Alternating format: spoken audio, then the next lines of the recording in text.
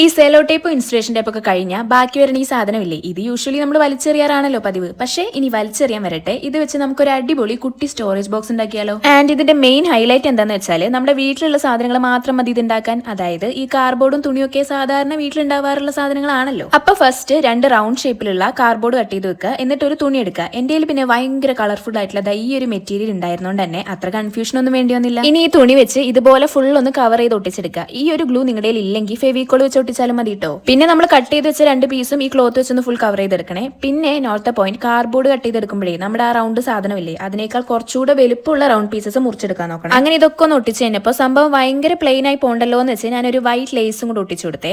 ഇനി ഈ ഒരു സാധനം, ഇത് ആക്ച്വലി ഞാൻ സ്കൂളിൽ പഠിക്കുമ്പോൾ എനിക്കൊരു ഫ്രണ്ട് ഗിഫ്റ്റ് എന്നൊരു സംഭവം ഉണ്ടായിരുന്നു. അതിലെ ഒരു പാർട്ടായിരുന്നു ഇത്. പക്ഷേ ഗിഫ്റ്റ് ഒക്കെ കേടായി പോയി. ഈ സാധനം ഞാൻ എടുത്തു വെച്ചായിരുന്നു. എന്തായാലും അതിപ്പോ ഉപകാരമില്ലേ. ഈ സാധനത്തിന് ഒരു ഹാൻഡിൽ പോലെ ഇത് വെച്ചപ്പോൾ സംഭവം സെറ്റ് ആയില്ലേ. ഇനി ഈ ഹാൻഡിലിൽ ഇങ്ങനത്തെ തന്നെ ഒരു സാധനം വേണമെന്നൊന്നുമില്ല കേട്ടോ. വലിയൊരു മുത്തോ അല്ലെങ്കിൽ ഒരു കുഞ്ഞിക്കല്ലോ ഇങ്ങനെ ഒരു ഹാൻഡിലാക്കി വെക്കാൻ പറ്റിയ എന്തായാലും മതി. അങ്ങനെ ലാസ്റ്റ് നമ്മുടെ സ്റ്റോറേജ് ബോക്സ് എനിക്ക് ഭയങ്കര ഇഷ്ടമായി. നിങ്ങൾക്ക് ഇഷ്ടമായെങ്കിൽ ഒരു ലൈക്കൊക്കെ ചെയ്ത് സപ്പോർട്ട് ചെയ്യില്ലേ. അപ്പൊ ബൈ.